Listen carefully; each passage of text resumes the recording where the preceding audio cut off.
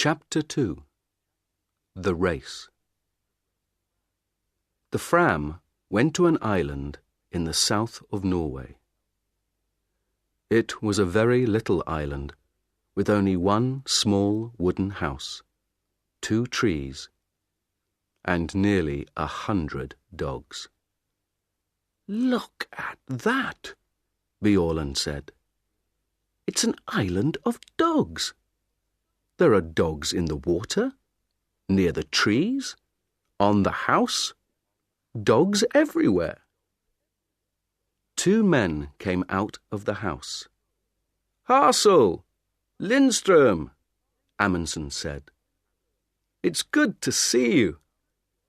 How many dogs do you have for me?" 99, Roald, said Hassel.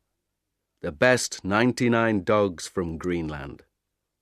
And they're very happy.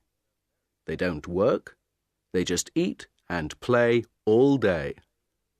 They're having a wonderful summer here." Good, good, Amundsen laughed. But that's finished now. "Hey, Bjaaland, stop laughing. Come down here and help me. Let's get all these dogs onto the ship." It was not easy. The dogs were fat and strong, and they didn't want to go on the ship.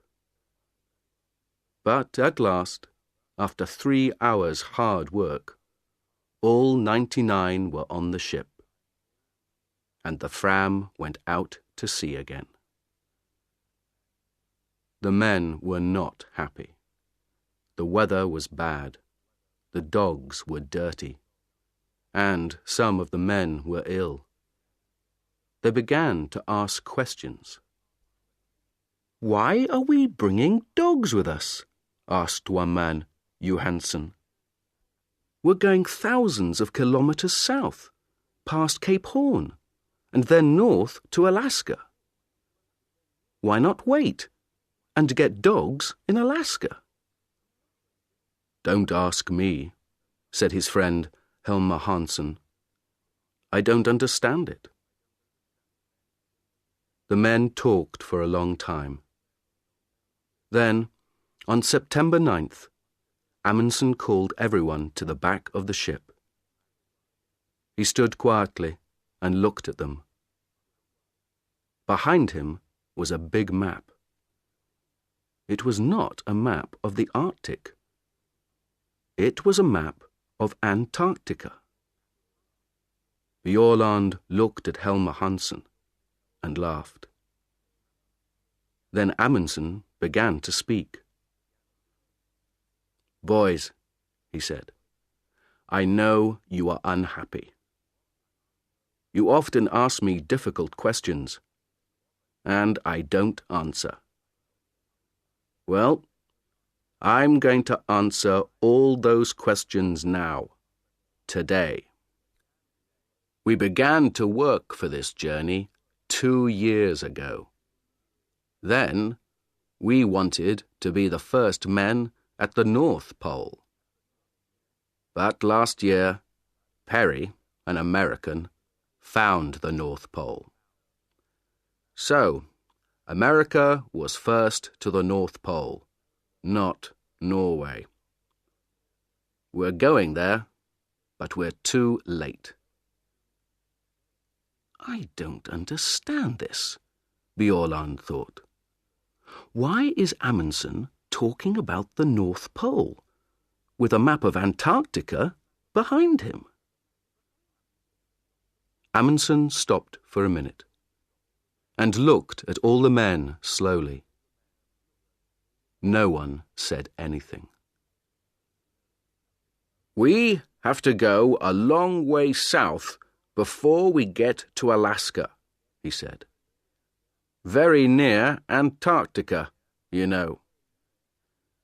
And Captain Scott, the Englishman, is going to the South Pole this year. He wants to put his British flag there. An American flag at the North Pole, a British flag at the South Pole." Bjaaland began to understand. He started to smile and couldn't stop. He was warm and excited.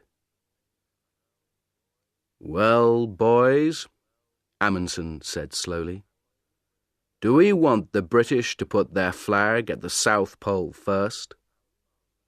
How fast can we travel? We have a lot of dogs, and some of the most wonderful skiers on earth. Bjaaland here is the best in Norway. So, I have an idea, boys. Let's go to the South Pole and put the Norwegian flag there before the British. What do you say?" For a minute or two, it was very quiet.